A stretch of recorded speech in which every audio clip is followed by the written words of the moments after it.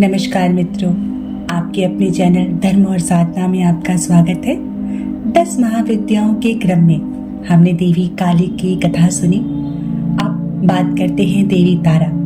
देवी तारा जो 10 महाविद्याओं में दूसरी महाविद्या है। चलिए आज ऐसी देवी के बारे में जानते हैं। तारा का अर्थ है रक्षक या पार लगाने वाली, अर्थात तारने वाली।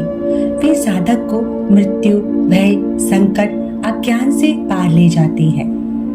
देवी तारा की रहस्यमयी कथाओं में कई कथाएं हैं, लेकिन जो सबसे प्रचलित कथा है वो उनकी पति के साथ जुड़ी है। चलिए ये कथा सुनते हैं, जिसमें शिव का शव और तारा का तांडव दोनों देखने को मिलता है।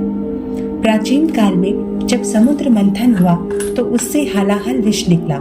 यह विष इतना प्रचंड और विनाशकारी था कि समस्त ब्रह्मांड को जलाने की शक्ति रखता था।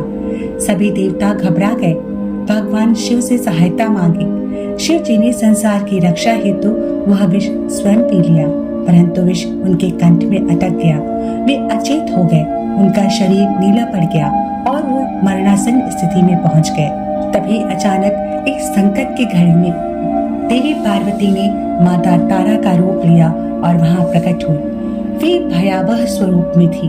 नील वर्ण, हाथ में खड्ग और खप्पर, गले में नरमुंड की माला। माँ तारा ने बाल वत्सला भाव में शिव जी को गोद में उठाया और जैसे एक माँ अपने बच्चे को स्तनपान कराकर विष को चूस लेती है, वैसे ही माँ तारा ने विष को अपने स्तन से सोख लिया और शिव जी को जीवन दान दिया।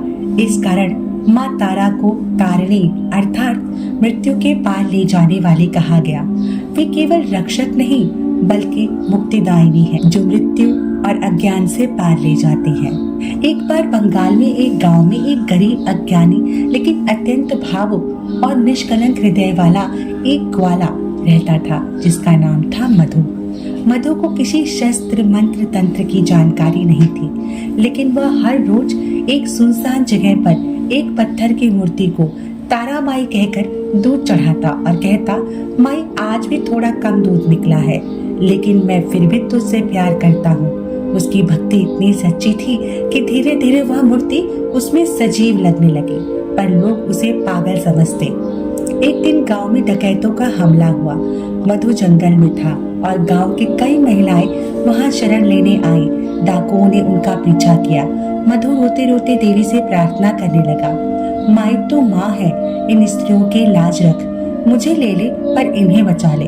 तभी एक नीली आभा वाली नग्न ज्वाला जैसी स्त्री प्रकट हुई। विकराल रूप, खड्ग हाथ में, गले में मुंडमाला और हंसी में गूंजता तांडव, वह देवी तारा थी। डाकुओं ने डर के मारे आत्महत्या कर ली। गांव की स्त्रियां बच गई। देवी ने मधु से कहा, तू तंत्र नहीं जानता पर प्रेम जानता है। तारा को पाना कठिन नहीं है, केवल सच्चे हृदय की आवश्यकता है। मधु को उसी क्षण सिद्धि प्राप्त हुई। उसे कोई मंत्र नहीं सिखाया गया, न कोई यंत्र दिया गया, केवल तारा माई कहने मात्र से उसे मुक्ति मिल गई। वह भक्त की परीक्षा लेती है, लेकिन एक बार प्रकट हो जाए जीवन के सारे अंधकार नष्ट कर देती है। ये कथा आपको पसंद आई हो तो हमारे चैनल को सब्सक्राइब करें। साथ ही अपने किसी भी प्रश्न या अपने किसी भी मत को रखने के लिए कमेंट द्वारा हमें जरूर लिखें। अगली कथा के साथ पुनः आपके सामने उपस्थित होंगी। तब तक के लिए नमस्कार।